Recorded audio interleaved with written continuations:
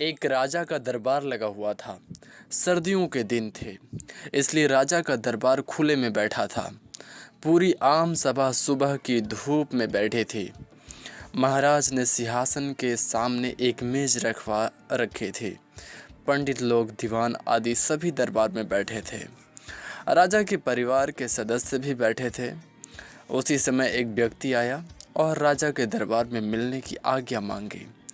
प्रवेश मिल गया तो उसने कहा, मेरे पास दो वस्तुएं हैं, बिल्कुल एक जैसी, लेकिन एक नकली है और एक असली।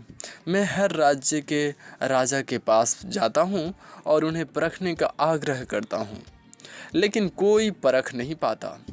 सब हार जाते हैं और मैं विजेता बनकर घूम रहा हूँ। अब आपके नगर में आया हूँ।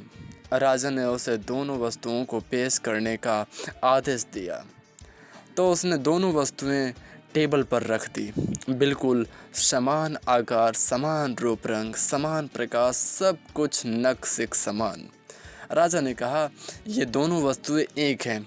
तो उस व्यक्ति ने कहा, हाँ, दिखाई तो एक सी देती है, लेकिन है भिन्न। इनमें से एक है बहुत कीमती हीरा और एक है कांच का टुकड़ा, लेकिन रूप रंग सब एक है। कोई आज तक परख नहीं पाया कि कौन सा हीरा है और कौन सा कांच। कोई परख कर बताए कि ये हीरा है या कांच। अगर परख खरी निकली तो मैं हार जाऊंगा और यह कीमती हीरा मैं आपके राज्य की तिजोरी में जमा करवा दूंगा। यदि कोई न पहचान पाया तो इस हीरे की जो कीमत है उतनी धनराशि आपको मुझे देनी होगी। इसी प्रकार मैं कई राज्यों से जीत आया हूँ। राजा ने कई बार उन दोनों वस्तुओं को गौर से देखकर परखने की कोशिश की और अंत में हार मानते हुए कहा, मैं तो नहीं परख सकूंगा। दीवान बोले, हम भी हिम्मत नहीं कर सकते, क्योंकि दोनों बिल्कुल समान हैं। सब हारे, कोई हिम्मत नहीं जुटा पाया। हारने पर पैसे देने पड़ेंगे, इसका किसी को कोई मलाल नहीं था, क्योंकि राजा के पास बहुत धन था। लेकिन राजा की प्रतिष्ठा गिर जाएगी, इसका सबको भय था। कोई व्यक्ति पहचान नहीं पाया।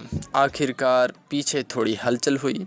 एक अंधा आदमी हाथ में लाठी लेकर उठा। उसने कहा, मुझे महाराज के पास ले चलो। मैंने सब बातें सुनी है और यह भी सुना है कि कोई परख नहीं पा रहा है। एक अवसर मुझे भी दो।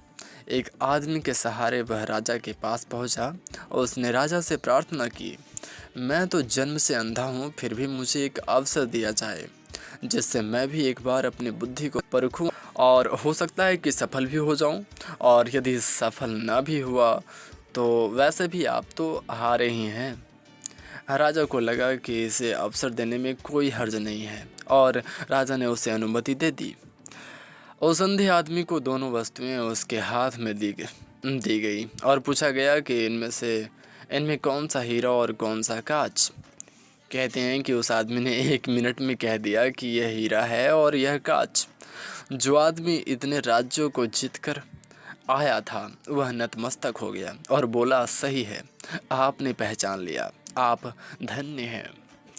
अपने वचन के मुताबिक यह हीरा मैं आपके राज्य की तिजोरी में दे रहा हूँ।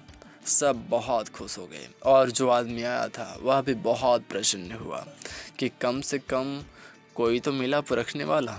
राजा और अन्य सभी लोगों ने उस अंधे व्यक्ति से एक ही जिज्ञासा जताई कि तुमने यह कैसे पहचाना कि यह हीरा और वह कांच।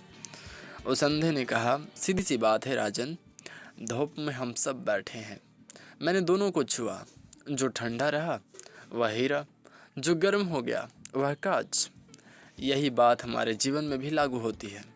जो व्यक्ति बात बात में अपना आप खो देता है, गर्म हो जाता है और छोटी से छोटी समस्याओं में उलझ जाता है, वह कांच जैसा है। और जो विपरीत परिस्थितियों में भी सुदृढ़ रहता है, वह बुद्धि से काम लेता है, वही सच्चा हीरा है। तो मैं आशा करता हूँ कि आपको यह कहानी अच्छी लगी होगी। इसे अब तक सुनते रहने के लिए आपका बहुत बहुत धन्यवाद।